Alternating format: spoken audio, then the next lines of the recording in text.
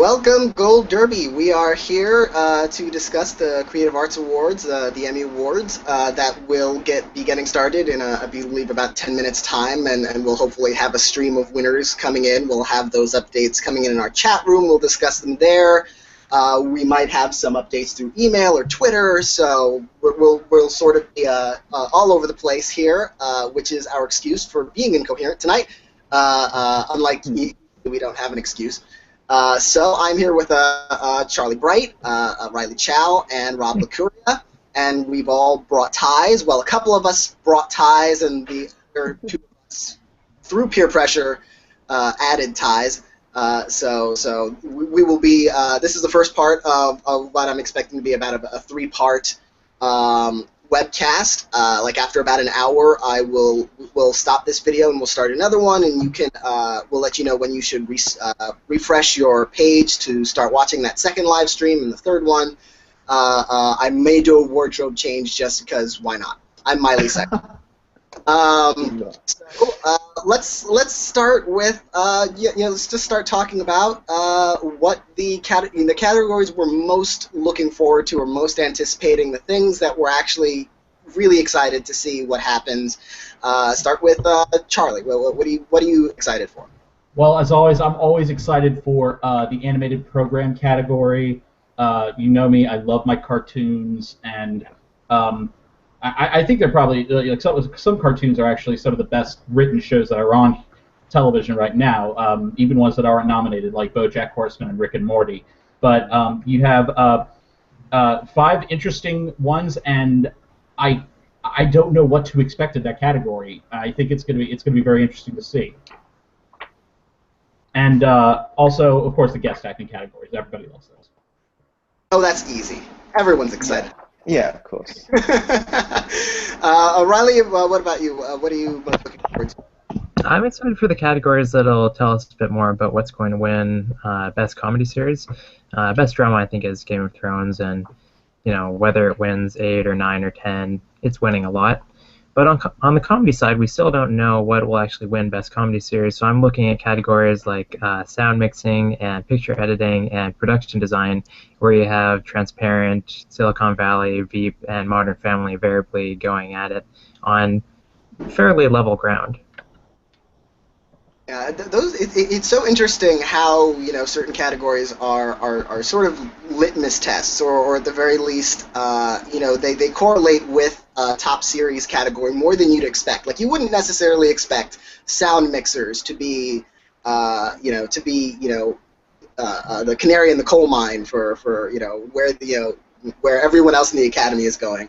I think we did this a few years ago when Mad Men won the last of its drama series Emmys or talked about it, and I think that last year it won only Best Hairstyling, and so I was thinking, okay, yeah, so whichever way the hairstylists go, that's who's going to win the Emmy for Best Drama Series every year, no doubt.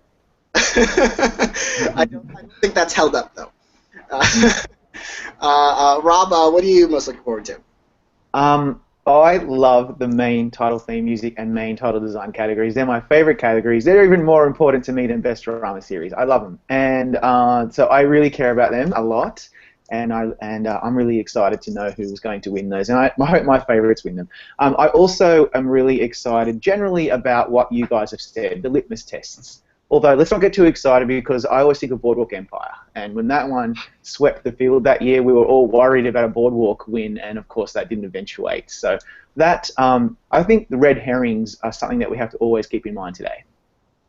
Yeah, I think this year, though, it's actually more important than usual what takes, like, if there is a sweep, or maybe under the new voting system, Boardwalk Empire could have won, because in the past, category by category, it's kind of who has the best tape for whatever specific achievement they're awarding.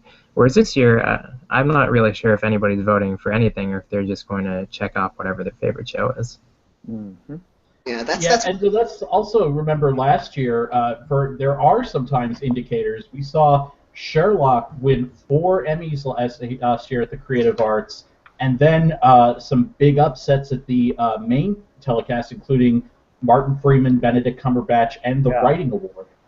Yeah, it was actually, Sherlock was the most awarded program of comedy, drama, variety, anything last year. Yeah, out of nowhere. Anyone would have guessed that last year.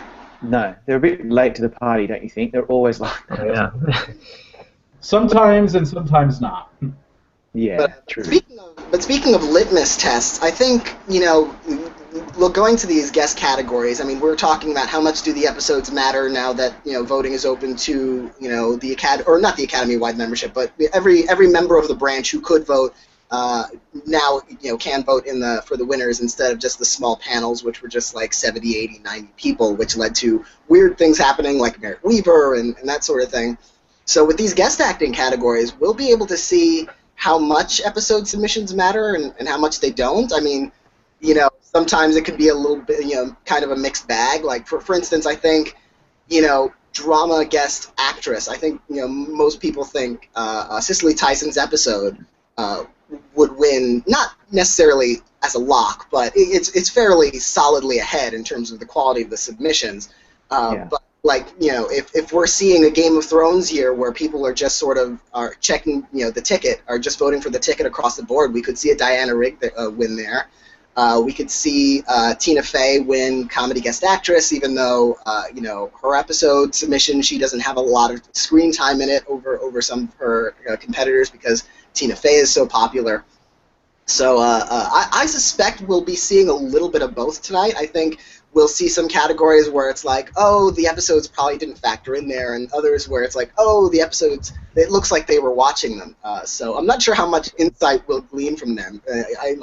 I'm really hoping for some clear insight so we can continue making our predictions for next Sunday. We've closed the prediction center for now. We will be reopening them again, minus the creative arts categories that are announced tonight. So you will be able to keep predicting the Emmys after the Creative Arts Awards, but not right now. So keep them ready.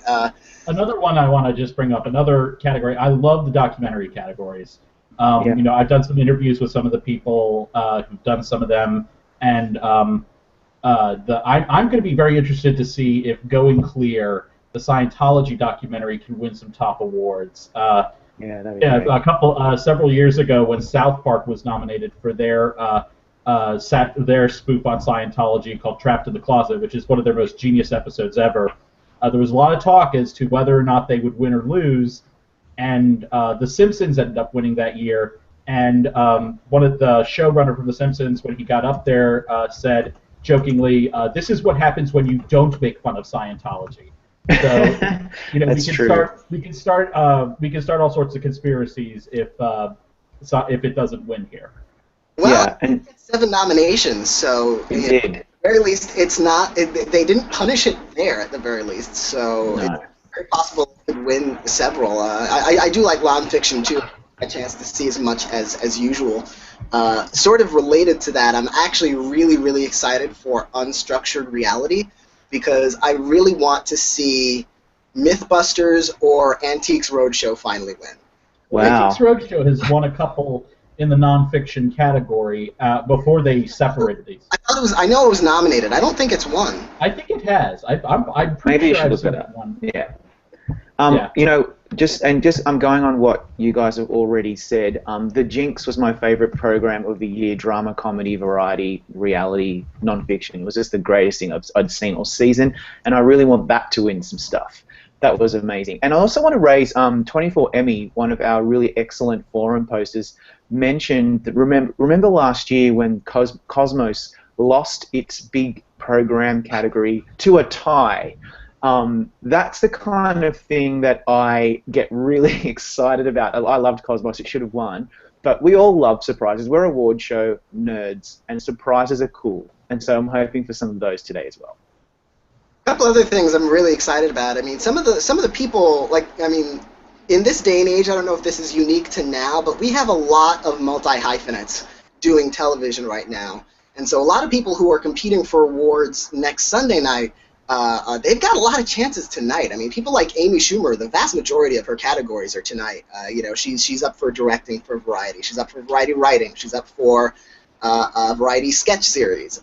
And next week she's up for Best Comedy Actress. So she can potentially go into that with already a couple of Emmys in hand. Key and Peele Their categories are tonight. They're up for several for about 8 or Aren't 9. those next week? The sort of the variety writing and directing, because Sarah Silverman won last year and she was a variety special. I think they. Yeah, the specials were in the show last year, so that means they're in the show today. Yeah.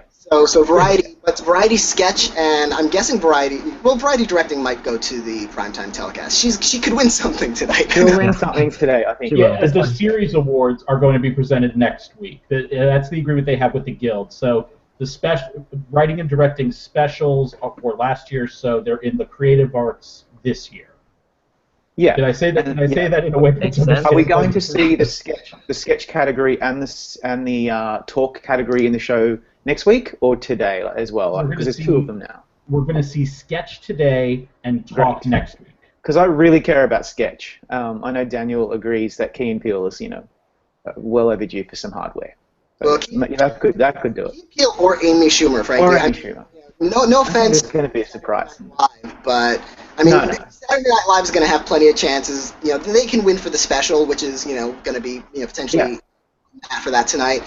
They really need to give Key and Peele or Inside Amy Schumer the sketch award, one or the other, just because what they've done with sketch comedy in the last couple of years is really been one of the stories of comedy in recent years. And totally. I'm sorry, SNL this year this is not a year you need to award SNL. No. This is the year for Amy or Key and Peele. Yeah, SNL is lucky that they created this new category. I don't think that they would have made it into the old category this year. I mean, over at the Producers Guild, John Oliver came in, so what did it bump out? You'd think it would be Bill Maher, but they actually kicked out Saturday Night Live. And then it's not up for writing and directing. I think it was really saved by this new category. Yeah, you're right. Last week tonight would have come in at the Emmys regardless, but it would have bumped Bill Maher. But I think I think we would have seen Inside Amy Schumer bump SNL also, because just looking at the amount of love they got across the board. I mean, 7 total nominations for the show, including comedy actress, including directing and songwriting, and they nominated it pretty much everywhere they could get their hands on it. So I'm very happy about that. So the same can be said for Key and Peele, and it just finished its run, and it's got a bit of publicity there, and so it isn't the front of mind. And Key, being nominated as well. I'm so enamored by that show that I think there's going to be surprises. That could be like a Portlandia or Drunk History win. Like, let's not get too excited. Anything's going to happen today. Okay, we need to be ready. Or Drunk History would also be deserved. Honestly, SNL is the only show I would not be excited about. That's right. I don't know what happened to Portlandia this year. They've been getting those writing and directing nominations. They got Steve Buscemi last year. They had Fred Armisen. I thought that they would build and get Carrie Brownstein, but they just completely collapsed. Yeah, I think that's a case of the voters who loved Portlandia, Key and Peele and Inside Amy Schumer pretty much stole their thunder this year. I think it's not they're not the same kind of shows, but I think it appeals to a similar voter. I mean, those shows all appeal to me, and so I feel like if Variety Sketch had come 1 year sooner, we might have seen Portlandia potentially do something, but the window might have just creaked shut on Portlandia, depending on how it does next season and in the future. So Chris just emailed us that we're doing the main title and makeup categories first. Yay. Cool. Oh, that's interesting. We usually get casting first. Maybe he's wrong. Chris is never wrong. Chris never has a second cup of coffee at home. What? He said title design and theme music. Great. So my two big. I'm going to be blowing my wad right at the beginning of the show. That's awesome. What's new? It's just same old for Rob. And then you're being shot from the neck from here up. Thank God, because I'm not wearing pants, so it's all good, and I'm not even in the same hemisphere. You beat me to it. Yes, and different hemispheres as well. Then we're going to do the makeup. So does it go the other way in that hemisphere? Yes, okay. That's the interest, and it swirls the other way around. So anyway, okay, so that's exciting. So let's see what happens. So a lot of people want American Horror Story to win main title design. I love this category so much. There was like another 10 that could have been nominated here. Where's the leftovers in both categories? Leftovers should have won both of them. That was one of my favorite shows of the year as well. And I love those titles. That's what you know when you watch a show and you never fast forward through the titles, you know that those titles are fucking amazing, right? And Exactly. that's what happens with the leftovers. But Bosch, I love that one. I love *Halt and Catch Fire* and *Manhattan* and *Daredevil*. *Olive Kitteridge* is probably the one that I don't love that much. But yeah, no one loved Olive Kitteridge. Apart from wasn't it you, Riley, or someone loved it? Yeah, it's best show of the year. Yeah, that's right. It was you. Mistest. I don't think anyone looks at Olive Kitteridge and thinks, "Oh, that was an amazing main title." Like no one. No, it's just It was power very going onto a donut. But that, yeah, it was very 1997 to me, and if that pulls off a win there, we might see a beginning of a kind of behind the candelabra style sweep. yeah, that's gonna scare the shit out of me. Yeah, so. I just want to point out something that just amused me in the chat room. Josh LeBron said, "I wish Kimmy Schmidt had been nominated for main title," and then Riley Chow fangirl followed it up with saying, "I agree because females are strong as hell." Unbreakable. Someone in the chat room, Joe F123, talking about The Affair being snubbed for best music. That Fiona Apple song, I would listen to that song repeatedly. Yes. Like it's an amazing song that she wrote. It's dark and it perfectly fits the mood. But I think between that and we were talking about Leftovers was snubbed. Like I think blind spots are becoming bigger for the Academy now that there's more and more TV on the air. You know, a show that's not on their radar isn't going to get like the deserved nomination for makeup or production design or that sort of thing. It'll just be gone completely. We saw things like never nominated for a single award. Hannibal, one of the most technically beautiful shows on television, never nominated for a single award at the Creative Arts or otherwise. So I mean, these blind spots are just getting bigger and bigger and bigger. And they're nominating a lot of stuff that they just like Olive Kitteridge is nominated for main title.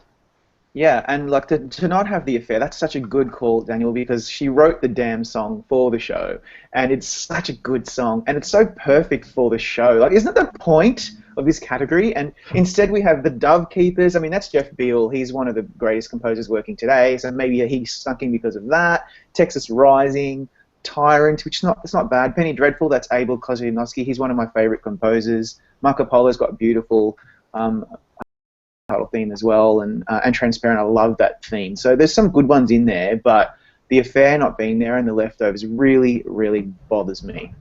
But it's like I posted a forum thread about worst creative arts snubs, and I think it was Riley who reminded us all that all bets are off because Game of Thrones wasn't even nominated for main title theme music. Yeah, that's right. It's How like, ridiculous. on television right now, and I'm sure for the next 10 years, it wasn't nominated. The X-Files wasn't either. Like, there's so many ridiculous snubs. Yeah. It was only nominated for its design. Yeah. And it won for that, at least. Yeah, that was the only one it won for its first season, and then obviously it exploded. But, yeah, the Emmys sometimes really do drop the ball. So Chris says that Mel Brooks is presenting the first award here, although... Great. When you think of main titles, you think of Mel Brooks. You sure do. Yeah, so we're just now waiting to see who's going to win these first two awesome categories. Yeah, so here are our nominees for main title design. It's American Horror Story. Oh, did we already go over those? I don't think we didn't go through the whole We can do it formally, yeah. We just assume that everybody knows. Okay, yeah. Yeah, you're all here. It's American Horror Story Freak Show, Bosch, *Halt and Catch Fire*, Manhattan, Marvel's Daredevil, and Olive Kitteridge. And I'm going to make my random prediction of things that I don't really know anything about. I'm going to say this is going to go to Freak Show. And we have our first winner. It's Manhattan. Manhattan. Well, there you go. I mean, you know what? Really nice title designs for Manhattan, and that's a really big win for WGG and America. It's the only nomination. I think it could be one of their first major Emmy nominations, and it won. So there you go. They did win the South by Southwest award, I saw. Yes, for they the main did. title sequence. Maybe we should be using that as one of our precursors, but Yeah, I'm sure they're the only one of the nominees here eligible. But yeah. that's right. So anyway, American Horror Story loses out again. Will that ever win for this category? I do not think so. They'll have more chances because it's an anthology show. They revamp the main titles every year, so it's always something new. It's always something different, and it'll probably just be nominated infinitely until Pretty much, yeah. And we just had someone ask, "What is Manhattan?" Manhattan is about Really? the development of the atomic bomb. So Yeah. about it's basically children's programming. Sure is. So the nominees for our original main title theme music are Jeff Beal for The Dove Keepers, Bruce Broughton and John Denby for Texas Rising, Jeff Danner and Michael Danner for Tyrant, Abel Kozianowski for Penny Dreadful, Daniele Lupi for Marco Polo, and Dustin O'Halloran for Transparent. That's a really nice list. I haven't heard the one for Texas Rising though. Anyone heard that one? I haven't. Yeah, it's alright. Yeah. It's all right. Yeah, it's all right. It's what you would think for a show that's called Texas Rising. So it's very appropriate. Right. Okay. Well, I Moving actually on watched here- with my random sure to be wrong prediction here. Go on. Oh, I was going to say, I think it's either going to be Marco Polo or Tyrant. Tyrant is... Transparent. That's a really lovely theme song. It's really, really nice. It actually works for the show quite well, and I'm really surprised by that because I thought it was going to be Marco Polo or Penny Dreadful. I thought it was going to be Tyrant. One of the nominees for the Life of Pi guy. So. Is the Oscar-winning composer of Life of Pi. It's been really great. I actually watched the complete first season. It was alright. The theme music was one of the highlights. So.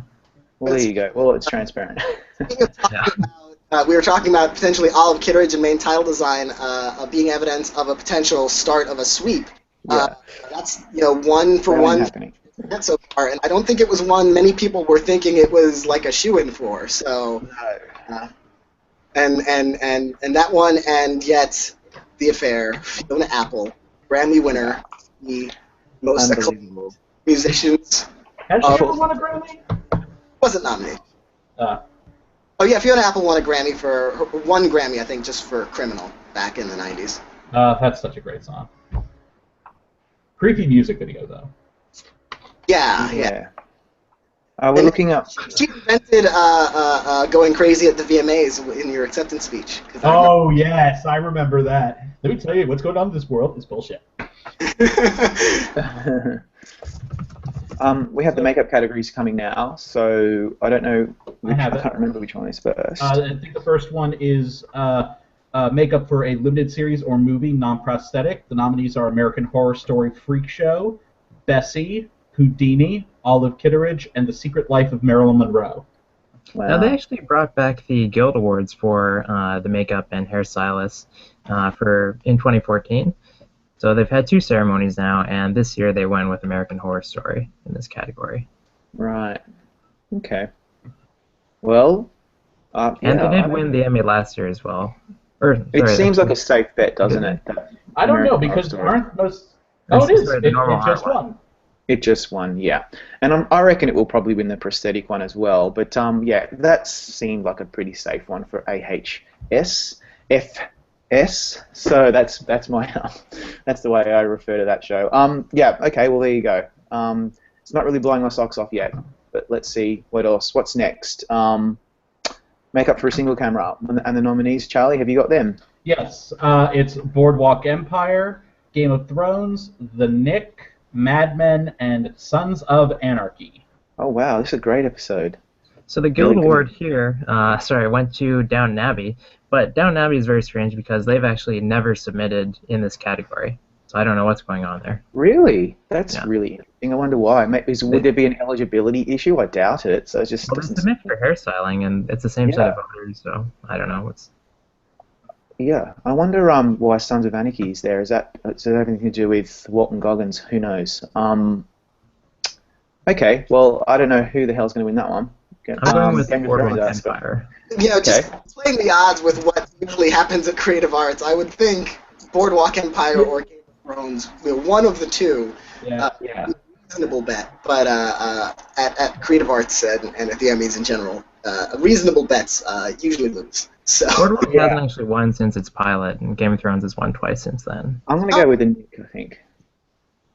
And it's Game of Thrones. Oh. There you go, Game of Thrones. Oh. Well, there you go. Is this the beginning? I don't know. We're getting very The excited. beginning. A sweep is coming. Capital B, yeah.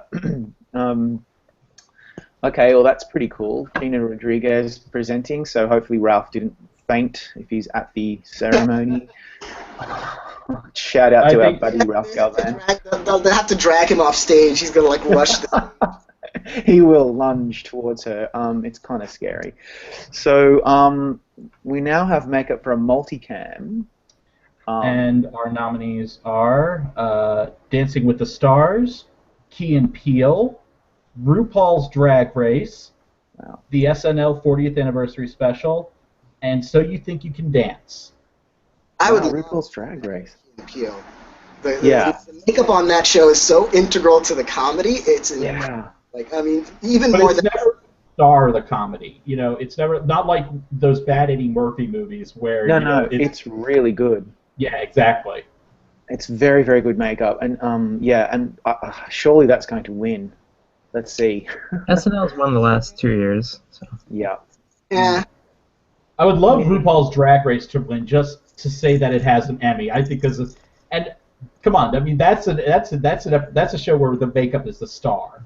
Oh, for sure, absolutely. That would be so much fun to see that win. So You Think You Can Dance and Dancing with the Stars. I'm not quite sure what they're really recognizing here, but okay, let's just go with it. So we're just waiting for the announcement of that one. So I'm going with Key and Peele. I'm I'll going go to with SNL. play it Yeah. safe. Yeah. And it's SNL. Fair enough. Yep, you're right. SNL is the winner. Thank you, Gina Rodriguez and Chris Beecham. You're a great team. So I assume the prosthetic one is next. Unless we have anything interesting to say about the special, I don't. I can't believe that watch it? people lost. Yeah, I did. What you think? I did watch it. It was not bad. It was probably the best thing about SNL in the last season, to be honest. The rest of SNL didn't really work for me. The prosthetic makeup category is always the coolest one. It's the most obvious makeup, the stuff that we remember when we're thinking of makeup. It's what the Oscars would normally recognize. And what are the nominees here? We have American Horror Story, Freak Show, Boardwalk Empire, Game of Thrones, The Nick, Penny Dreadful, and The Walking Dead. Great category. They're all so deserving, really. The Walking Dead, Penny Dreadful, excellent makeup. But surely Game of Thrones for Hard Home is winning this in a cakewalk. What about American Horror Story? They have all the freak The shows. two heads, yeah, the two heads. Everybody of the has. and the Yeah, wasn't there more CGI? Yeah. Was it more CGI? Yeah, that could And really also- work against it. And also with regard to that, weren't a lot of the people who were cast in that, they were already, what's the politically correct way to say it?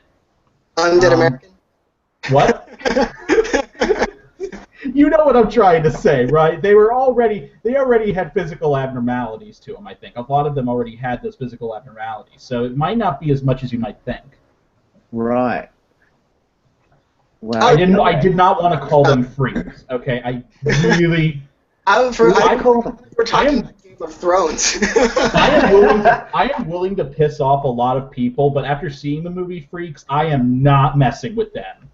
Fair enough. But then you can call them capital F freaks because they're freaks on the show Freak Show. So I think that you're okay there. AHA's Freak Show actually won that. Okay, so that's really interesting. That's something that Game of Thrones hasn't won. Oh well, it's going to be best drama now. It's all over for Game of Thrones. Let's call it a day. Well, They won last year too, so what happened? What happened there? Oh, it's the beginning. Capital B, it's the beginning. I'm going to be saying that all day. I'm sorry. I can't help myself. the first begins! day.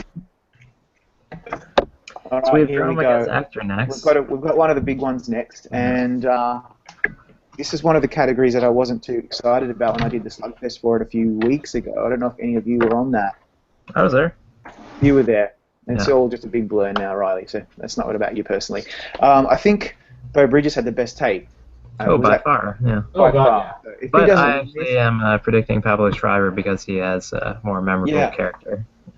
Yeah, for his 3 seconds of screen time, I thought he actually was really good too. So, yeah. Anyone ready to read out the nominees? If you're on the ballot, I don't know if you're watching, like, they're not watching Masters of Sex. They're nominating Beau Bridges and Allison Janney because, they know those names. But there is an awareness of Orange is the New Black, and he is a character that everybody likes, I think. Yeah. Alan Alda had a kind of good episode. I remember Marcus was pretty excited about that one, which doesn't, necessarily mean much. I'm kidding, Marcus. And, Reggie Cathy was in it for a very small amount of time, and his character is a fan favorite too. Reggie Cathy's character is a fan favorite. Yeah, but really, Beau Bridges had a lot to do with that episode. If he wins this, it will just really be because of that. House of Cards has the most support overall in terms of nominations of any show in this category. So, we could see a popular vote. They like House of Cards, so they like Reggie Cathy potentially. Well, let's be honest. The reason everybody likes Reggie Cathy and his character is so popular is because every time you think of his character, you get hungry. And it's Reggie Cathy! Reggie Cathy! And it's Reggie and Cathy. Wow. Michael J. Fox never won as well, by the way. So tapes don't matter whatsoever because it's all about what's your stomach. I love Reggie Cathy. I've loved him for years. I think he's an amazing character actor, so I'm really glad to see him getting his due. But yeah, that's a weird one. I mean, Beau Bridges does have like 4 Emmys, I think. Yeah. He hasn't won in a long time though. Yeah. And also, interesting to note, I believe that's the first acting Emmy for House of Cards. Yes, it is. Yeah, finally. I know. And when I finished that episode, whatever he submitted, that's exactly what I thought. This will be the first acting win for House of Cards. I think people are going to be really excited to see. You know what? There's been a lot of really interesting journeyman actors who have won this category in the past, like Michael Emerson and Pruitt Taylor Vince. And Joe Morton. And I'm sorry, I can't remember his name, but the guy from In Treatment that I really loved. That I interviewed and helped him with his campaign. Like, there's been a lot of amazing actors, and so that's just one of. It's just we should remember that, I think, in this category going forward, because it happens a lot. Yeah, and I remember Reggie Cathy. I actually was looking at his filmography. He was on a PBS show I used to watch when I was like 6 called Square One. So like was he on that? Yes, I didn't know that. Oh, that's awesome! Yeah. Okay, I take it back. I'm glad he won. Yay! It's like, you know what? From Square One to Emmy stage, you know what? Good on Reggie Cathy, and I want to hear that speech because I will listen to anything that man says. His voice is amazing. He was also great. I mean, where he really came to mind, other than The Wire, where I think a lot of people saw him. He was in this TV movie that on HBO that not that many people saw. It's called Everyday People, about a decade ago. I thought he was outstanding in that. I was like, wow. Everyday People. Okay, I don't remember. It was about 10 years ago. It was such a wonderful, wonderful little, small-scale movie, and that was the first time. That was one of those times when I sort of imprint on an actor where I thought, like, everywhere Reggie Cathy goes, I'm going to notice him, just because I really, really loved him in that one part. All right, we should have won last year when he had that great episode submission. I know. Maybe this is a makeup category. This makes no sense. We're on to the editing categories now. Nina Dobrev and Peter Fasinelli are presenting, according to Chris. Fasinelli. Okay. Thank you for telling the Italian name. You should know that, Rob. I know. I was just anglicizing it. Okay.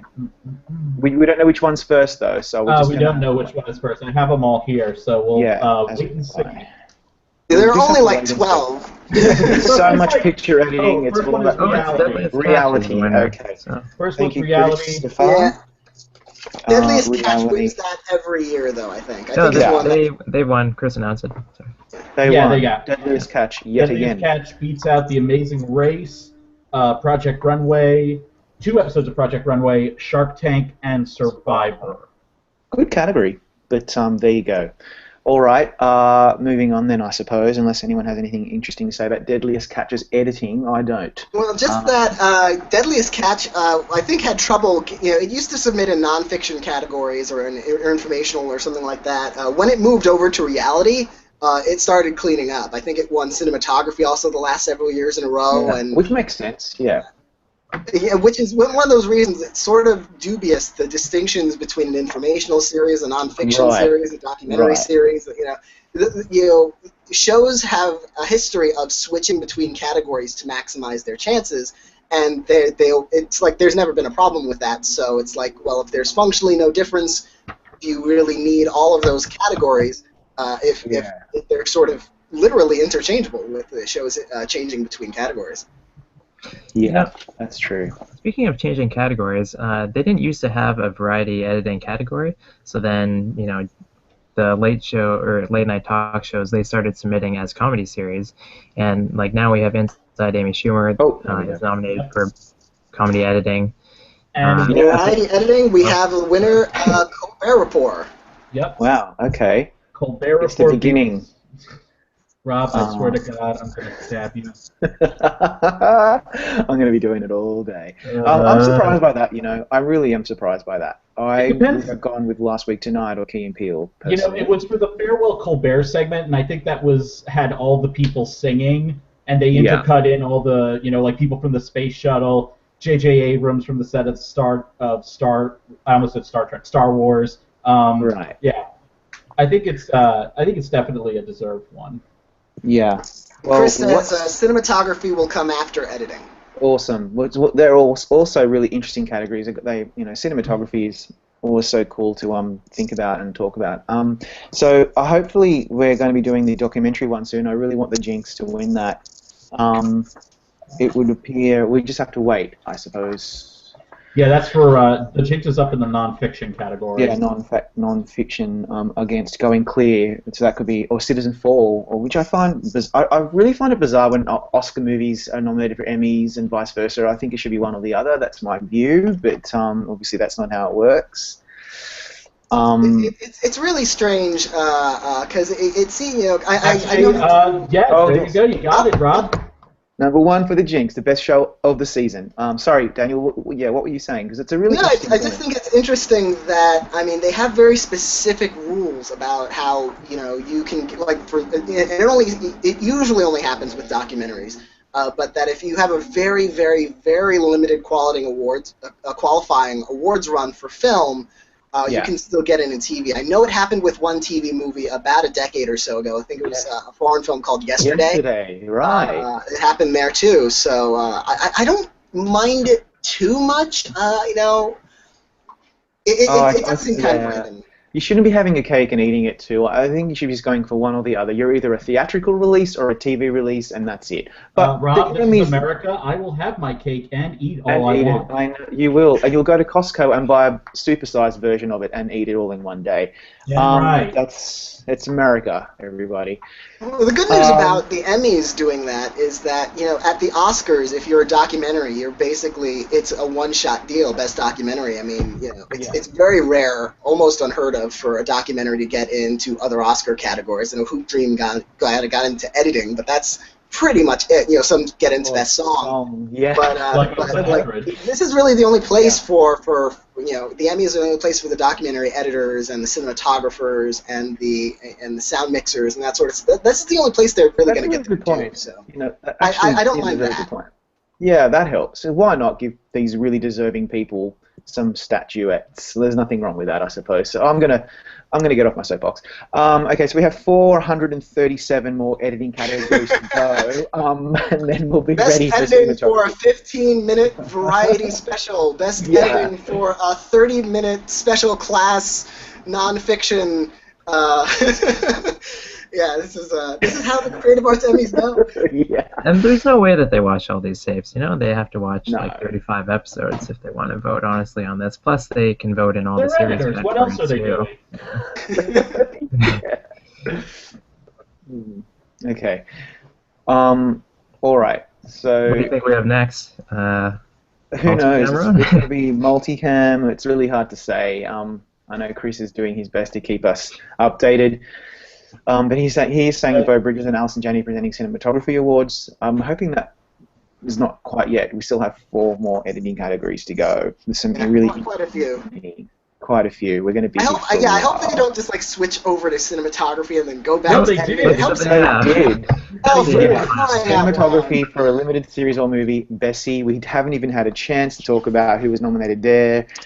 Surely not Grace of Monaco for its many, many nominations that it was able to achieve this year at the Emmys. Let's not go Betsy there. did have We'll talk the about Okay. profile cinematography. Yes. Bessie beat out American Horror Story, Houdini, and The Secret Life of Marilyn Monroe. Well, And that there was you beautiful go. cinematography in Bessie. I don't mind that at all. Yeah, I you're love how right. It expensive was. that show looked. Yeah, Yeah. HBO obviously throws Yeah. some cash at that. Okay, well, there's a few cinematography categories as well, but we don't know because they're just jumping back and forth And between the different crafts. The Emmys didn't get us. I mean, we got the list last year like a day or two before, Yeah. and here we didn't get anything from the Emmys on that. So And now we're this just is like completely useless tits on a bull, so we're just going to have to do our best.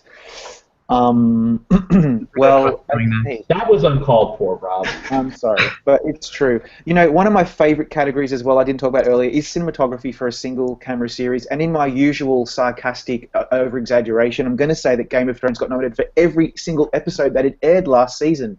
So if that doesn't win, then obviously that's a vote splitter, and we can just move on. I'm actually going with Boardwalk Empire here. I don't know how Game of Thrones hasn't won yet. Like, it fits right in line with the kind of thing that this category normally awards. But Boardwalk Empire is by this guy named Jonathan Freeman, and he's won like 4 of the last 5 Guild Awards, and he's been on Game of Thrones, and they just love him. So I think with the name checking going on, he'll be in. And we have just seen cinematography for a reality program. The nominees were Amazing Race, Deadliest Catch, Life Below Zero, Project Runway, and Survivor. And Deadliest Catch takes home its second Emmy of the evening with that one. It's currently winning. But it has won those 2 awards, editing and cinematography, I think, for the last 5 years. So that wasn't really a surprise. I mean, ever since Deadliest Catch is like the documentary series among reality shows. So it definitely has that, cachet that that gravitas, which is the reason why it wins since moving over to the reality races, because over in nonfiction it's apples against apples, but since it skews more documentary, it dominates the reality contest, especially technically. And it always feels like that show has less of the cooked-up drama that you normally see on reality programming. I think specifically that episode where the one that they won reality program for, where they are dealing with the father has a stroke, and they all have to go and see him, knowing that he doesn't have much time left. It was a very emotionally moving episode, and I think it's actually one of the more actually interesting shows where it actually feels like something that's happening in reality. Well, Canadian Fan says something really interesting about how it has cinematography has a strong link to directing, and if Mother's Mercy wins, then look out for that in the directing category. What do any of you think about that? Riley, do you have any comments about that? Yeah, like True Detective won last year, House of Cards the year before, Boardwalk Empire won the 2 years previously, so it does have a very strong link. That's a great factoid. Love that. Do they always win for the same episodes though? Because the Boardwalk Empire nomination. Okay. Yeah. Not okay, but that could certainly help. And I just want to cinematography nonfiction. That award goes to Virunga. That doesn't surprise me. That had really, really amazing, beautiful, like aesthetically beautiful cinematography. Although I thought the Jinx, quite honestly, had really good cinematography as well. But Virunga, that's interesting for Netflix. So that's 2 awards for Netflix already. It was I mean, the fact that it's set in Africa, and there's so much nature photography in it, and it's so beautiful. I didn't think the Jinx probably was gonna win that one. And an interesting fact about Africa, I hear that they bless the rains down there as well. So Thank God for that. But it's interesting so far. I mean, they are jumping between categories, so not everything is competing in every category, of course. But there are only 2 shows that have won multiple so far: Freak Show, American Horror Story, and Deadliest Catch, as far as I can see. So costume design's coming up soon. I don't know. I'm not sure. Now. we're moving around a bit. It's Emmys, you're really making it hard for us, okay? I'm not impressed. Yeah, it's like it's so much easier to talk about and think about, especially if you go field by field. Like, oh, this is what the best of editing is, and this is the best of what cinematography is. Yeah, I emailed the person from the press contact person about this, and he's like, "Oh yeah, it'll be released tomorrow." And I'm like, "Okay, is it released yet?" "Oh yeah, we're gonna get it out." And I hadn't heard anything. Useless. I don't get it. Okay, well, we're just going to have to wait and see. Does anyone have any comments so far? Do we see any trends? Probably not. Not really. I mean, usually I see a trend where one of the nominated shows ends up winning. Cinematography for a single camera series. We have Boardwalk Empire. Boardwalk Empire. That has to be a vote split, right? Yeah, normally Empire is possible at the Emmys because you have to rank all of them, but I think in this case where you have 4 Game of Thrones, like, are you really going to put Boardwalk Empire? Like, maybe everybody puts it second and different Game of Thrones one first. Yeah, but they just love Jonathan Freeman. And you have, I mean, with that you have, like last year, Breaking Bad was up against one other episode of itself in the editing category. It still managed to win there, so that's one thing. But when you have 4 episodes, that's gotta hurt it a bit. Yeah. By the way, I was hoping for the one female Game of Thrones person to win here, but it didn't happen. By the way, the nominees that beat out Boardwalk Empire beats out 4 episodes of Game of Thrones, an episode of The Good Wife, and House of Cards. Yeah. Rob, can you tell me why The Good Wife is in here? No, I can't. But look, it does have. Look, let's be honest. For a broadcast series that doesn't have a lot of bells and whistles, its cinematography and its music composition and its editing are pretty top notch. So I guess it's snuck in there. But where was New Black and the hotly anticipated multi-camera cinematography award went to Mike and Molly. As you do. Yeah, as you do. I was really hoping for the Millers there. That cinematography blew my socks off. So the Millers actually shouldn't be eligible because it didn't air enough episodes to compete as a series since it was canceled. But we really should have challenged it. We've done that before. We've challenged nominees before, and they've been struck off. So we should have done something about that. Sorry to Gary Baum, but Mark and Molly won that. Yeah. And there's precedent. I remember several years ago, Henry Winkler got a guest actor nomination for a show that was canceled, but they burned off his episode after the eligibility deadline before the hanging episodes rule, and they knocked that nomination out. Yes, they did. And, there's been a few instances which I won't bore you with, but yes, we should have done something about that, Riley. Next time, you need to be on that. Okay, so Mike and Molly, by the way, 2 Emmys. Mike and Molly has won 2 Emmys, 0 for The Wire. Yeah. Yes. They can't magically go back in time and give it new Emmys now, right? You realize that's how it works. Lots of things. 0 for the You're not going to guilt them into into this, okay? No, I'm guilting them for the next Wire, because there's always an next The Wire 2, Wire Harder. No, but I mean things like Hannibal and Rectify and stuff like that. Emmy voters. Just to be clear, you're saying Mike and Molly, 2-time Emmy winner. Wire, not as good. Really? You're saying not as good as Mike and Molly, especially in its cinematography. I don't know. I think Mike and Molly really has a lot of great things to say about race relations in Baltimore. It sure does. We're on to the costume categories now. So what has the frilliest bonnets? Well, there are only 2 categories here, so why don't we go over the nominees for both of them? Please do They that. actually might have watched the tapes. Yeah. They may have. Downton, surely, right? But tell us the nominees, quick. All right. Well, actually, Downton ain't nominated. Costumes for contemporary limited series or movie are 2 episodes of Empire, The Pilot and the Lion's Roar, Gotham, The Mindy Project, Olive Kitteridge, and Transparent. Okay. I don't know how to get away with murder did not submit here. Yeah. I don't know. I think Gotham might take that. That seems like a show. I'm hoping Empire will win most something. of those episodes, Empire submitted the White Party episode, which contemporary costumes go. But Gotham's episode is also like a charity ball or something. So they both submitted the frilly costumes episodes. But And I think Empires is showier. Okay, and for costumes for a period fantasy series, limited series, or movie, I wonder what that refers to.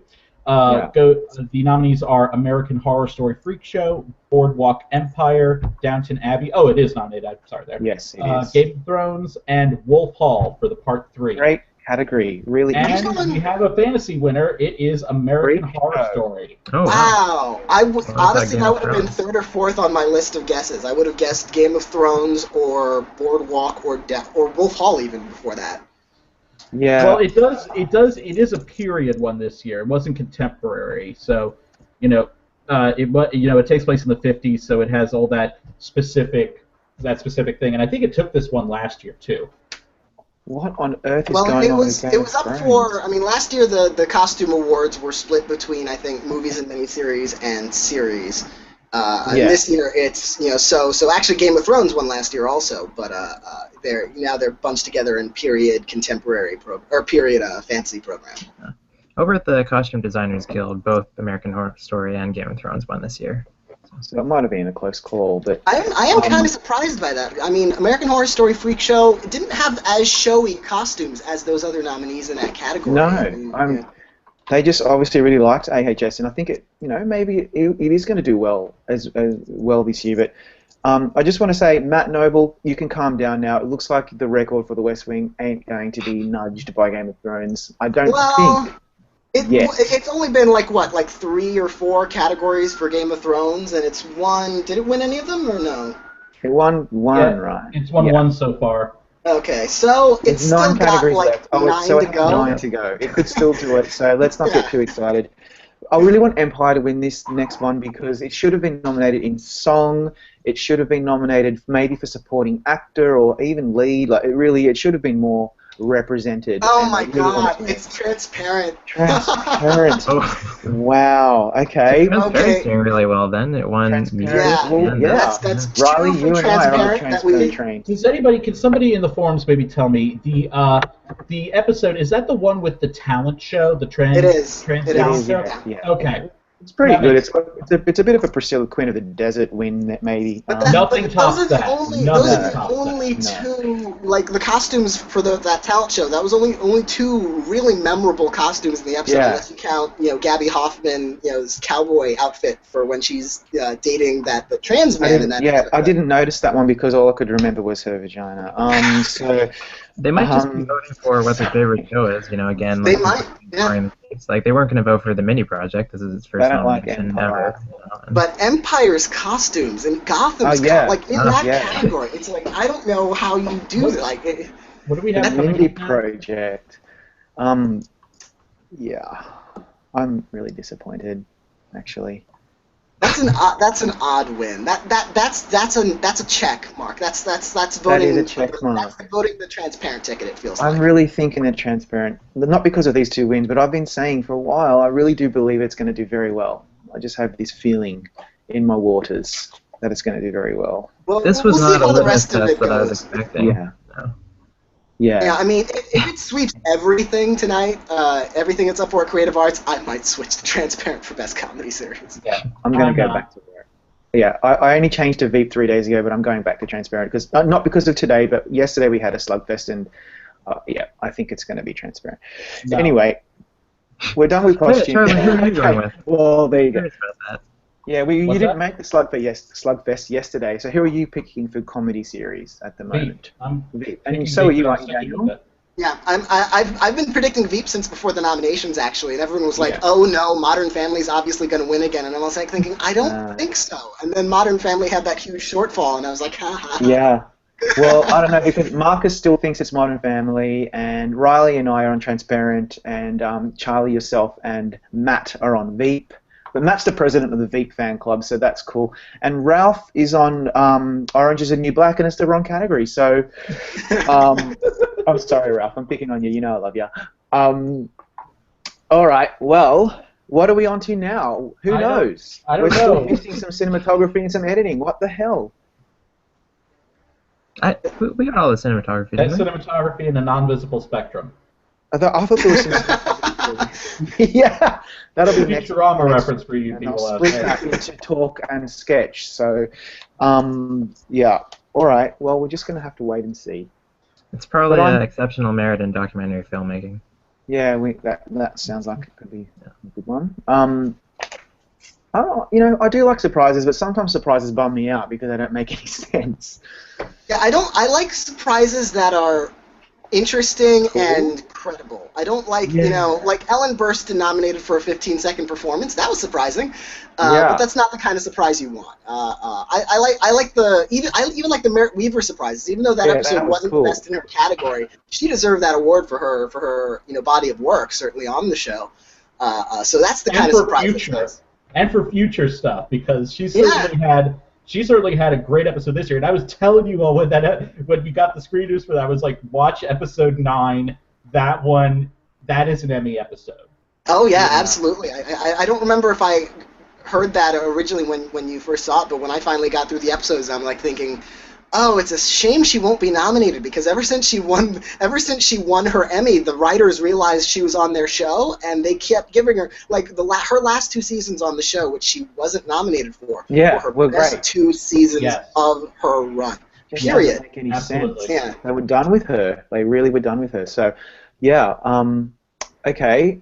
So, let's talk about one of the major categories then, while we wait for all these juried awards to be handed out. We're on production design next, Chris says. Oh, we're Great. going to production design next? Well, why don't we read out those nominees? Well, I think there's several of them again. There's another 78 categories in production design. Visual And we don't know which ones they're going to do. We should be seeing lighting some. design. Okay, well, production design for a contemporary or fantasy program is Constantine, Game of Thrones, Gotham, House of Cards, and True Blood. So this is a category where a bunch of shows benefited from the new production design split. There we go. Yeah, because on the other side you see Boardwalk Empire, Downton Abbey, The Nick, Mad Men, and Masters of Sex. So, but here's what's baffling about that. Costume design is split, understandably, between a period/fantasy and contemporary. Production design, contemporary and fantasy are bunched together, which of course is never going to benefit contemporary, because contemporary is contemporary. It doesn't You look mean costumes? production design. They split them differently. Production design. Game of Thrones. Sorry to interrupt. Game of Thrones wins fantasy. That's of awesome. course it did, because it's a fantasy show. Yeah, but then and then period gets its own category on its own. That doesn't make any sense. You're right. It really doesn't. They should group the fantasies and the period together for production design. Like everybody who does a split of these does it that way. Period and fantasy, and then contemporary, because they're such different things. Yeah, I mean, don't get me wrong. The production design on Game of Thrones is extraordinary, but it's extraordinary partly because there's so much invention and so much fantasy detail to it. Yeah, it really shouldn't be competing against things like so Gotham and House of Cards. Another House fun of thing Cards here is the is only one. Yeah, and then in these production design, like the period and the fantasy contemporary, those ones include miniseries and movies, and then there's a separate category for sitcoms. So. Right. Yeah. Yeah, how they they're in decided production this. half hour or less. They really need to rethink that whole thing. That's just a complete mess. It's a hot mess. Fix it, please, Emmys. Fix it Fix it now. Well, I know. The CBS would lobby so hard against getting rid of any half-hour or multi-camera categories because they just own them. I mean, they're the half-hour and multi-camera kings. Yeah. Well, speak of the nominees, there are Two Broke Girls, the frequent Emmy nominee Two Broke Girls, Big Bang Theory, Hot in Cleveland, Silicon Valley, and Transparent. I'm calling it for Transparent there. And Is that? Veep is also And Veep, sorry, that just fell off my list. I'm calling it for Transparent on that one. That's one of the big categories of the night. Might win because they had to recreate they had to design the Capitol chamber because that's what you get. Absolutely. But so I don't think the bag figure in as well. Transparent just won costumes for two drag queen, bad drag queen dresses. So really, Yeah, who they're cares how- transgendered. It's different. Silicon Sorry. Valley won the Guild, so You're I'll go with that one. But something Okay. interesting about this category is, like, you're wondering why Two Broke Girls is here over Modern Family. That's because they have a bunch of categories this year where if they have shows that are multi-camera or single camera, or if they're a drama or comedy, then they impose a limit on how many nominees can be from each section. So it's based on how many multi-camera and single camera submissions that were on the ballot. Yeah. Okay. Oh, so they split them evenly between multi-camera and single camera. Yeah, That's so I guess odd. there were an even number, I guess, of how many submissions there were. Yeah, I see now, looking, there are 3 multi-camera nominees and 3 single cameras. I find it interesting that Modern Family was snubbed here because back in the first season of Game of Thrones was snubbed for production design because the Modern Family Halloween episode was nominated. Wow. And also, we have the production design of variety, nonfiction, reality competition. So your nominees there are the Grammy Awards, the Oscars, Peter Pan Live, Portlandia, and The Voice. Wow, what a mishmash. It's like a Golden Globes category, isn't it? It's just a Yeah. complete mish. I would guess the Oscars would get that. Yeah. That or Peter Pan Live. Well, I don't know, but I think they do need to remember that Christopher Walken was not a part of the production design. He was an actor in that. he's That an is a actual thing- person, okay? Yeah, it is a very. It's sometimes hard to tell, but Yeah. It's that category's not really blowing my mind. But so let's just wait and see, I suppose. I really hope the Nick wins. Yeah? Yeah. Okay. I Got really interviewed good that guy production too. design. Yeah, no, it's good production design. In that category, yeah, I would like to see Mad Men win something. He hasn't won an Emmy for a long time. But are they building any new sets? In their 8th year. I don't know, that whole hippie camp, had some pretty nice timber on the panel. Yeah. Yeah, production design is one of the categories that's made me the maddest in recent years because of Hannibal specifically. and we have a and the American narrative in the narrative category. Wow, a tie. For Boardwalk Empire and The Nick. Boardwalk Empire always does so well at the Emmys. It's just like really, they should be so proud of themselves because it's not going to win any big major awards this year on the primetime Emmys, obviously. Except maybe directing. Good win We've directing. underestimated it for directing. One twice. I know. Yeah. But really, that's so impressive for that show. Really, it really is. I'm not being sarcastic for once.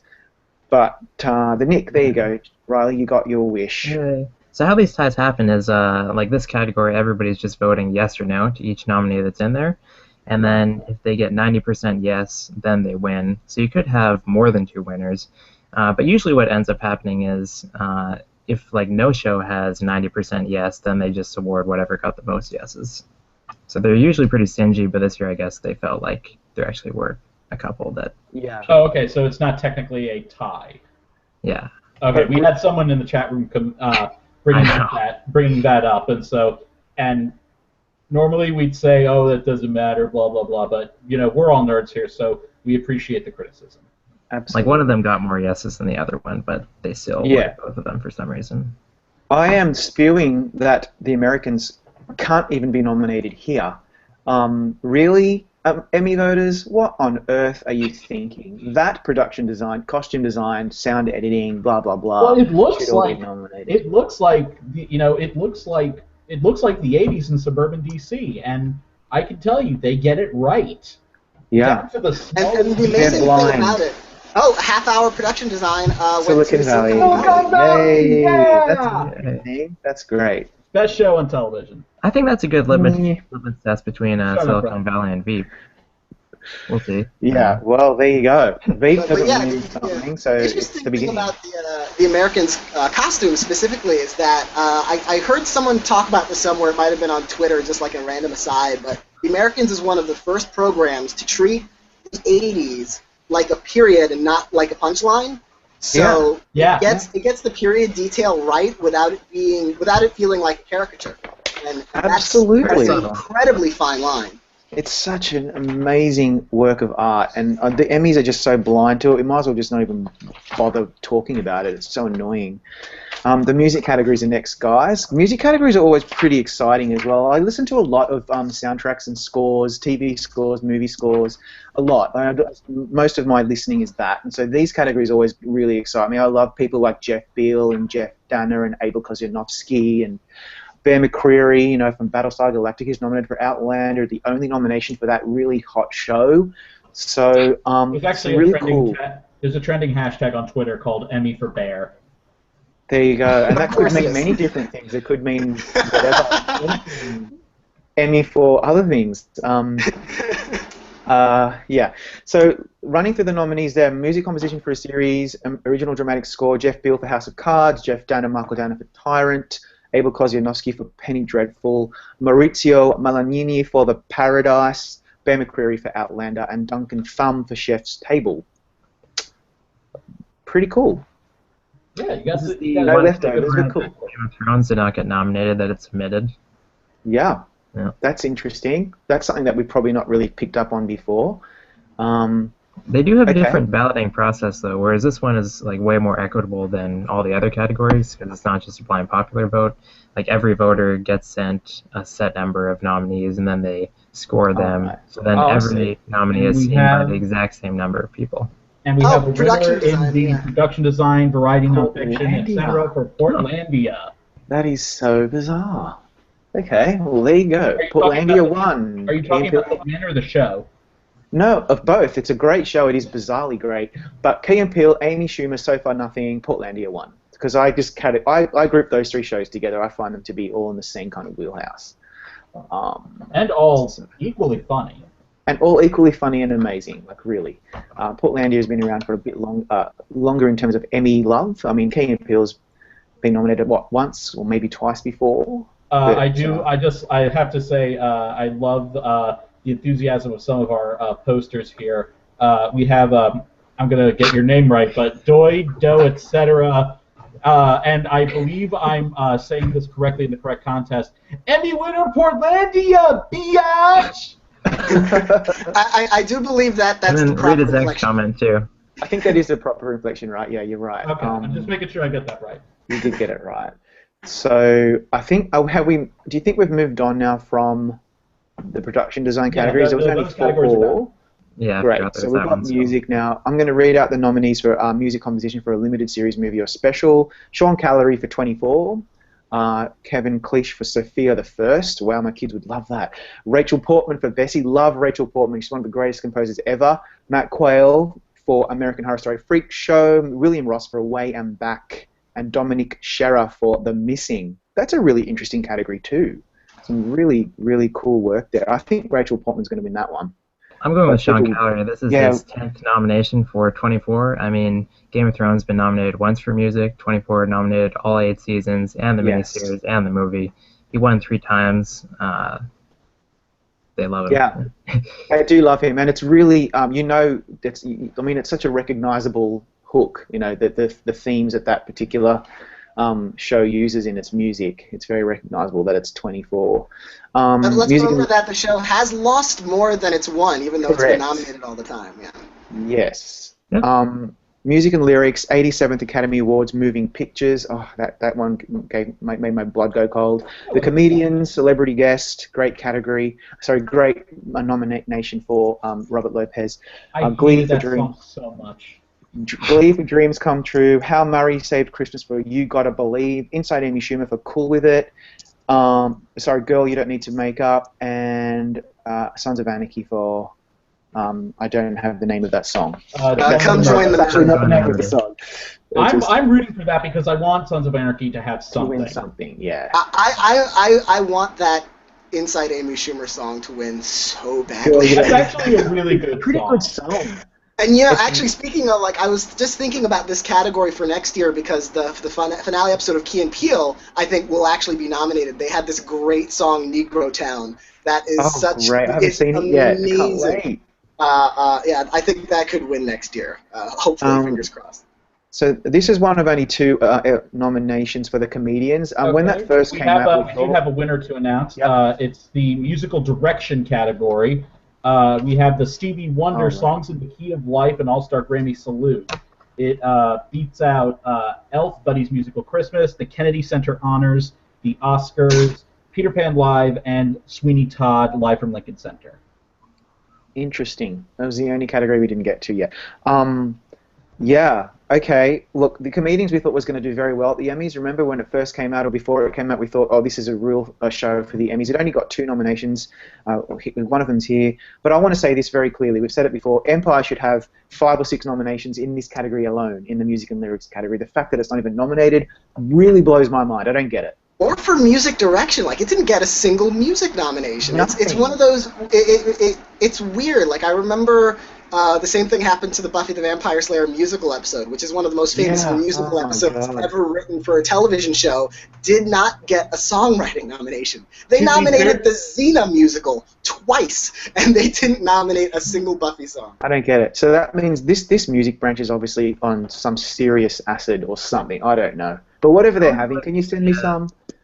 Really? One thing that I want to just butt in and say is that I was the one, I think I was probably, I guess, in the minority saying that the comedians was not going to get in.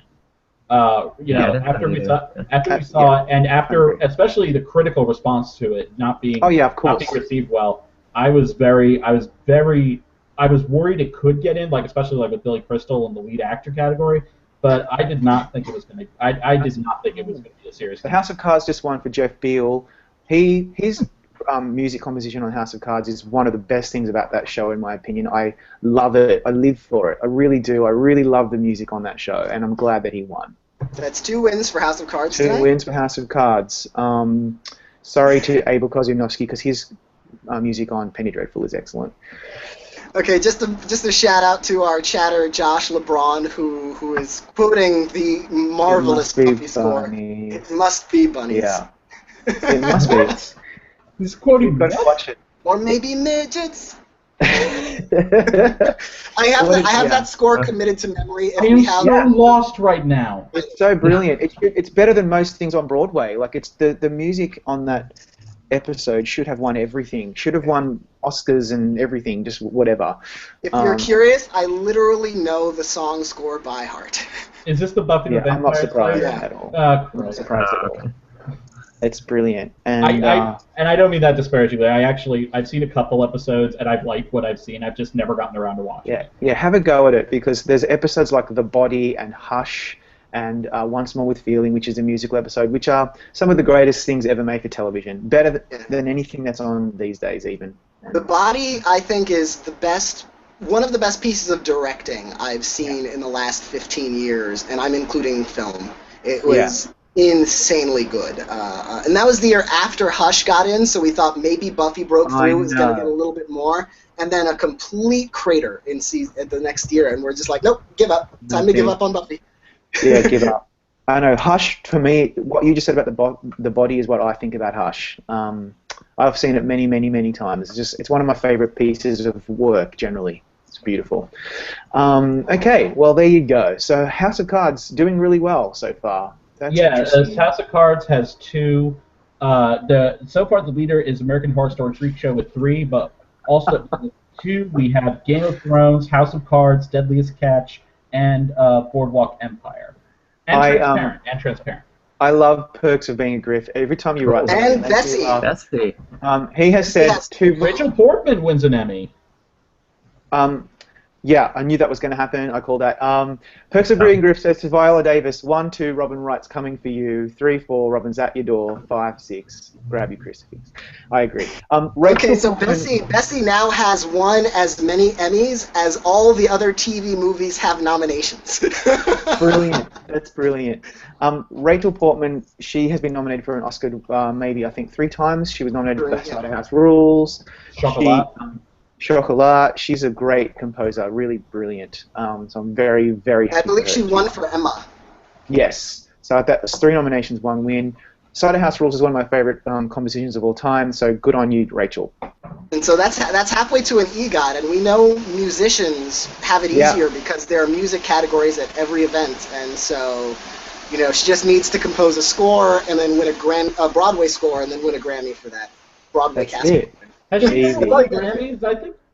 I could have swore I saw that she had won a Grammy for one of the score albums. I wouldn't be surprised. It's certainly possible, so that's interesting. So she's got to get onto that Tony stuff immediately. Honestly, I think I always have a hierarchy for EGOT. Like, I think if you get the Oscar and the Tony, then if you don't get the EGOT, you're being lazy, because those are the hard two. Emmy is relatively easy. There are 500 categories. So the Grammys easy. are relatively easy. Inside Amy Schumer wins music and lyrics. Wow, there you go, Daniel. Yes, that's great. Girl, you don't need makeup. Oh, I thought the Oscars said that for sure. I gotta say, Daniel, your reaction has been worth everything here. That was wonderful. And the songwriter, Kyle Dunnigan, he's actually also nominated as a writer for variety writing on the show. He was actually on at midnight earlier this week, so I'm very excited. I didn't see this week. I forgot they came back this week. Yeah, they're on at 11 now, filling in for the Daily Show slot. By the way, I am so I have always said, you lucky bastard. I tried to get an interview with Chris Hardwick last year, and I realized why I didn't get it. We were trying to do the Twitter interviews last year. Remember? That's what we were trying to coordinate, and that was just going nowhere. Yeah, I was so happy with that interview, and mostly because. I listen to and watch so much of what Chris Hardwick does, but a lot of that I was kind of intimidated because listening to the Nerdist podcast, he is one of the best interviewers I've seen. Great. So I was just like, okay, I just need to not look like an asshole. Yeah. I probably would not have been. I have a huge crush on him, so it's like. That's I didn't think I first of all, I can't believe he's 43 years old. I know, he looks like 17. I know. He has the Dick Clark, Ryan Seacrest syndrome, where he's going to look like that until he's 70. He's not a horrible person that's commanded by Satan. That helps. That always helps. This is why I look so young. So, cool. Okay, well, anyway, that song was great, and the way that it was choreographed and everything was really well done. It was. It's a great. Have we heard anything about what the next group of categories is? Chris is obviously running a million miles an hour, and hopefully we'll hear soon. See, my understanding is that these music categories are still going off of episode submissions where everybody has to watch the episodes, but now I'm not really sure because House of Cards, Bessie, and Inside Amy Schumer are just about the highest profile nominees in each category. So. Perhaps maybe it. I don't know. Freak Show probably could have won the music composition one in a cakewalk if it was about popularity. So I don't know. It's hard to say. But so far, I'm pretty happy with these nominees in the music categories. They're all great. And it should also be noted that the song is from the episode that she submitted for the lead actress in a comedy category. Mm-hmm. It is, which is a shame because she should have picked something better than that.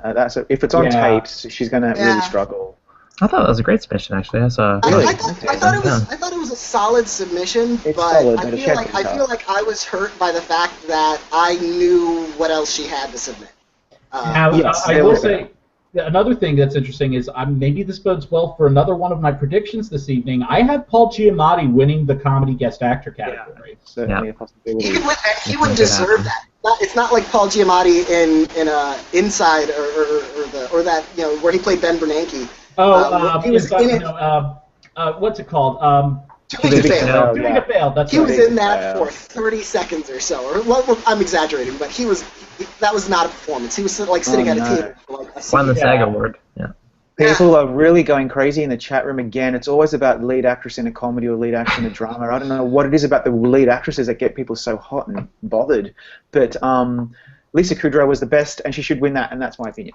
Okay, so anyone else want to pipe in about lead actress in a comedy? Do you want me to pipe in about that? I think you should. Well, it shouldn't be Lucy Kudrow. Well, she should have picked the finale, but yeah, I think she absolutely should have. Mesmerizing. I mean, relative to the field, she submitted a good episode, but I don't know how she didn't submit the finale. Yeah, crazy. Well, remember, she submitted another, and we always love to tell this episode about the importance of Gold Derby. she submitted when she was first nominated 9 years ago. She submitted another episode, and I don't remember how it got to her. I think it was through Paul, one of our senior editors, that she should have submitted the finale, and she ended up switching it out and submitting the finale. Well, there you go. And that was the year where they had the sort of, the preliminary vote, and I think it was that submission got her the nomination. It didn't just, she didn't just get, she got it off that submission. That's right. Look, at least we can say that category is so strong. It's so great to see women on TV. They're not just making up the numbers in those categories. They're really, really strong. And look, I'm just reminded, if Amy Poehler wins that next week, I will be beside myself. And I don't even like Parks and Recreation. I just love her. So, yeah. Last one. So just want to announce that it's now 8 o'clock just past 8 o'clock on the East Coast and 5 on the West Coast and whatever the hell time it is in Australia. So I just wanted to give advance notice that as soon as we find a nice clean break, I'm going to finish out this video and then I'm going to start the new one. It'll be a couple of minutes for people in the chat room. And you can refresh your screen and you'll see us in the new video, and you can watch us there for another hour, and then depending on how long things run, we'll take another break, and so if there's another gap. Do we want to just break now? It seems like there's a lot going on. I don't think the Inside Amy Schumer songwriters like accepting the song. So. Okay, so all right, so let's break now. Someone keep an eye on the chat room while I set everything up, so you can fill us in and we can talk about whatever winners happen while we are breaking. Sounds good. So in the chat room, also pay attention. One of us will be posting that it's time to refresh your screen and to start watching the new videos. So we will see you in a couple of minutes. Thanks, Daniel.